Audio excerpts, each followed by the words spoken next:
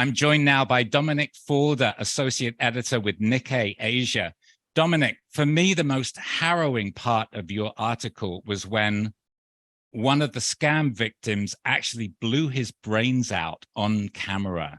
What happened exactly, and how was the scammer when he told you the story? Well, it's not a unique story, actually. There's quite a lot of reports of suicides relating to scams, people who just lose everything. This particular individual had handed over 235,000 baht. He'd sent it to some account, and he was applying for a loan to pay his mother's hospital bills.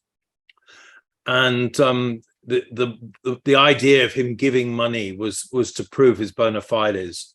So for reasons that are sort of inexplicable, he handed this money over, and then he suddenly realized that he'd made a very bad mistake and lost it, and it was gone.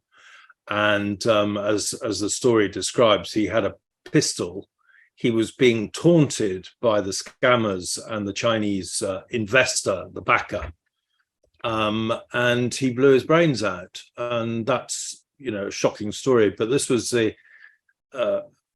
epiphany for the scammer guy, this young teenager, who suddenly realized that he was caught up in something very, very wrong and horrifying and wanted to get out of it. Had he voluntarily gone over then? Like, how you write that the predators are also the prey. In this case, how did he wind up being a scammer? All right, so the typical story is that people see advertisements. We all know how bad the unemployment situation is and how badly affected the economy has been by COVID. So the standard story is that people see these advertisements on social media, Facebook, Line, everywhere, and they promise jobs that are relatively high paying. So, maybe 30 to 50,000 baht a month. Very good working conditions. It all sounds too good to be true. And of course, it is too good to be true.